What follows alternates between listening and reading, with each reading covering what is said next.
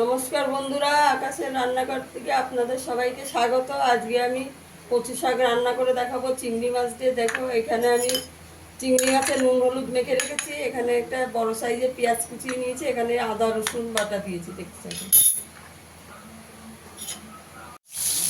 কড়াইতে তেল দিয়ে দিয়েছি। আমি চিংড়ি মাছটা একটু হালকা করে ভেজে নেব। চিংড়ি মাছ বেশি ভাজবো না, হালকা করে ভেজে নেবো।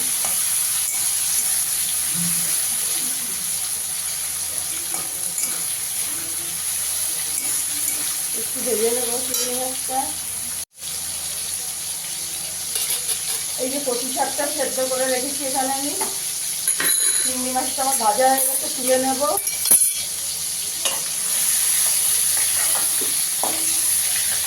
চিংড়ি মাছটা এই যে চিংড়ি মাছটা ভেজে তুলে নিয়েছি। এবার এই তেলের মধ্যে আমি কিন্তু শুকনো লঙ্কা ফোড়ন দিয়ে দেবো, কালো জিরে দেবো, ফোড়নটা দিয়ে সুন্দর গন্ধ বেরোলে পেঁয়াজ কুচিটা দিয়ে দেবো। পেঁয়াজটা দিয়ে একটু ভেজে নেব।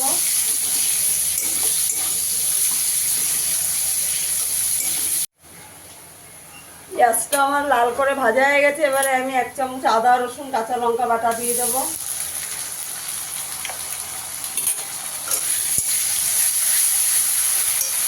আমি একটু হলুদ দিয়ে দেবো। হলুদ দিয়ে দেবো, একটু নুন দিয়ে দেবো, পরিমাণ মতো নুন দিয়ে দেবো। দিয়ে ভালো করে একটু কষিয়ে নেব। আদা রসুনের কাঁচা গন্ধ যাওয়ার দিয়ে কষিয়ে নিতে হবে। মশলাটা ভালো করে কষানো হয়ে গেছে, তেল ছেড়ে গেছে। এবার আমি কচু শাকটা দিয়ে দেবো। সেদ্ধ করে রাখা কচু শাকটা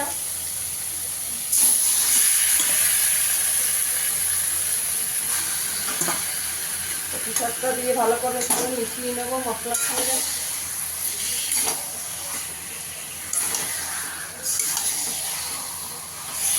গ্যাসের আঁচটা বাড়িয়ে দেবো। বাড়িয়ে দিয়ে ভালো করে মিশিয়ে নেবো মশলার সঙ্গে। এবার ভেজে রাখা চিংড়ি মাছগুলো দিয়ে দেবো। আর আমি এখানে 2টো কাঁচা লঙ্কা দিয়েছি। এই যে 2টো কাঁচা লঙ্কা ভেঙে দিয়েছি। এবারে 1 চামচ চিনি দিয়ে দেবো। কচু শাকটা একটু মিষ্টি দিতেই হবে।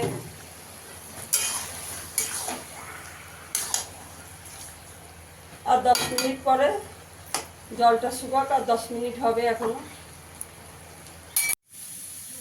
কচু শাকটা হয়ে গেছে, দেখুন কড়া থেকে পুরো ছেড়ে দিয়েছে একদম।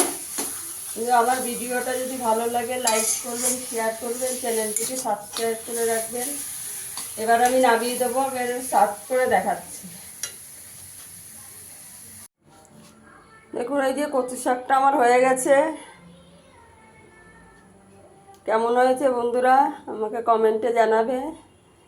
সবাই ভালো থাকবেন, সুস্থ থাকবেন। আবার ফিরে আসবো নতুন কোনো ভিডিও নিয়ে। ধন্যবাদ।